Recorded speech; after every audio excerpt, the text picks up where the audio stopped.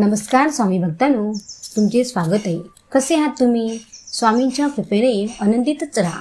स्वामी सांगतात, बाळांनो, अशी भावना मनात ठेवावी की मी देवाचा आहे, तसेच माझा पाठीराखा आहे आणि म्हणून काही झाले तरी मला कसलीच काळजी करण्याची कारण नाही आणि हे नामस्मरण करण्यानेच साधते.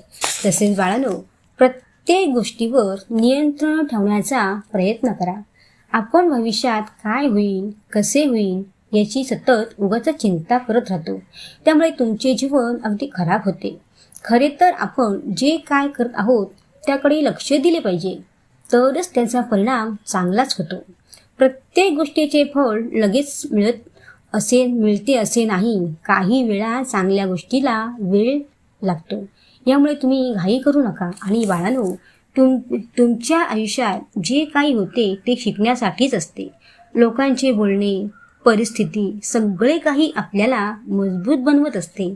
म्हणून कोणत्याही गोष्टीत हार मानू नका.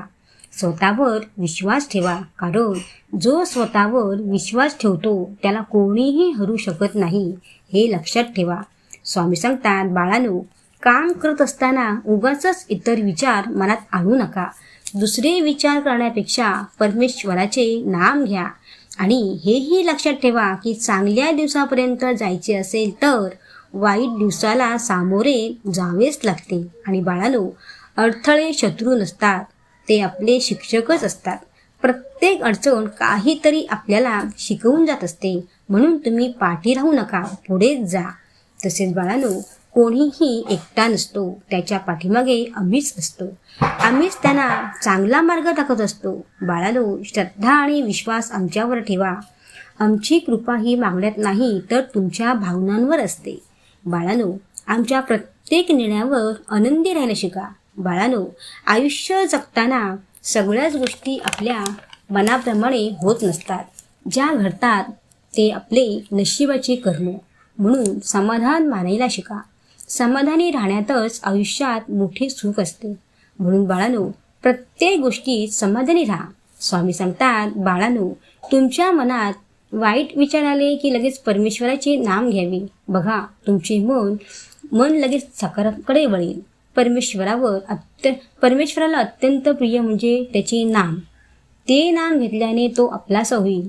जसे पाणी गोठले तर त्याचा बर्फ होतो, तसेच बाळांनो, परमेश्वराचे नाम घेतले तर तुमची श्रद्धा अधिकच घट्ट होते. आणि श्रद्धेमुळेच तर परमेश्वराला तुम्हाला भेटायला यायलाच लागेल. आणि जिथे नाम तिथे परमेश्वर असणारच, नाही का?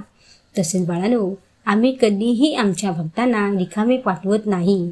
कधी आम्ही तुमचे समाधान करतो तर कधी तुम्हाला संकटातून बाहेर काढत असतो. तुम्ही फक्त आमच्यावर विश्वास ठेवायचा, हे बाकी खरे. स्वामी सांगतात, बाळांनो, मेहनत इतकी करा की तुम्हाला परमेश्वर पण म्हणेल की बाळांनो, आता यश हे तुमचेच आहे. खूप मेहनत करा, पण प्रामाणिकपणे करा. आणि संगत मात्र चांगलीच करा.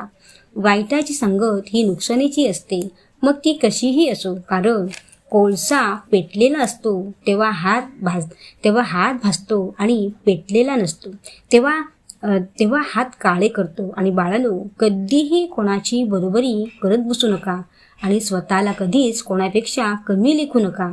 आणि शांत राहायला शिका, कारण की आपल्या नियोजनापेक्षा परमेश्वराचे नियोजन नेहमीच आपल्या भल्यासाठीच असते, हे मात्र तुम्ही लक्षात ठेवा. बाळांनो, प्रत्येक गोष्ट मनाला लावून घेऊ नका. काही गोष्टी वेळेवर सोडून द्यायला शिका. तुमचे मन हलके होईल. तर स्वामी भक्तांनो, कसे वाटले ऐकून? श्री स्वामी समर्थ. जय जय स्वामी समर्थ.